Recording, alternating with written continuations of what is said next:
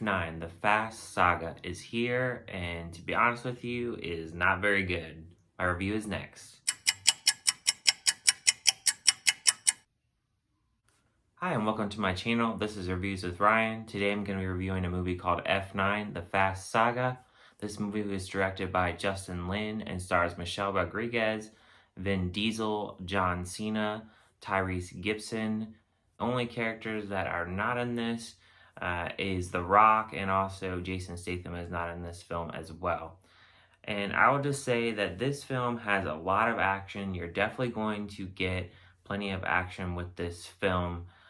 And the plot of this film is Cypher hires Jacob, played by John Cena, to take out Dom and his team. The film is 2 hours and 25 minutes, and I honestly felt while watching this film that yes, when you watch a Fast and Furious movie, there is some scenes that are over the top a little bit, and you kind of scratch your head going, okay, that definitely wouldn't happen. And I understand movie magic.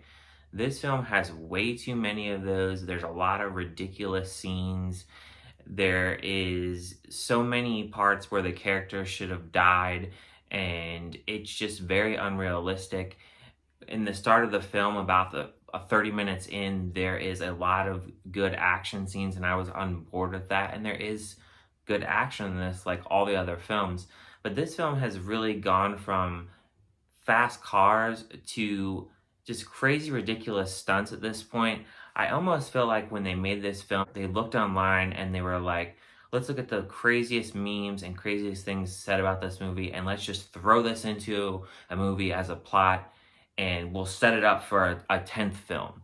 And that's how I felt how this was. We'll say this just to kind of give you a glimpse of how ridiculous this film is. They go into space. Now, I know what you're thinking. They go into space, Ryan. Yes, they go into space in this film. It is absolutely over the top on the type of things that they do in this film. And honestly, once that happens in this film, I literally was just laughing and thinking that this is more of a spoof more than anything.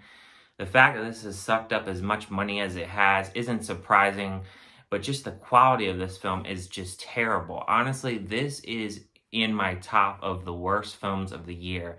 And it's pretty sad considering the fact that they spent over $200 million on this film. Obviously, they're going to make a 10th. We already know that. And they're expected to make 11th as well. I do believe that the same director that directed this one will be on board for the 10th one. So we'll see where that goes. This film is really bad.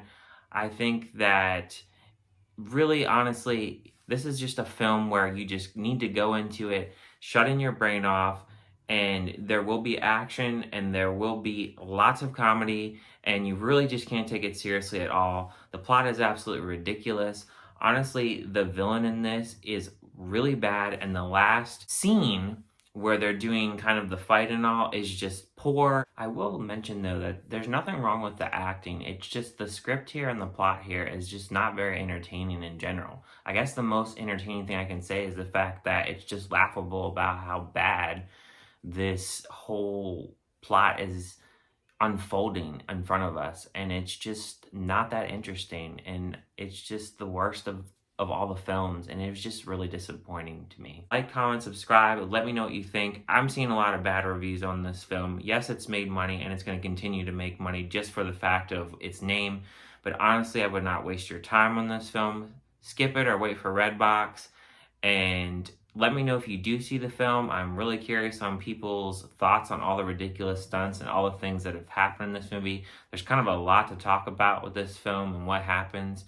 And if you like this film, I would actually want to know why you like this film. Because honestly, yes, movies are subjective, and I understand different people have different opinions. I'm going to give the film a 1.5 out of 5 stars. I'm sorry, guys, but this is the lowest of the low for me this year.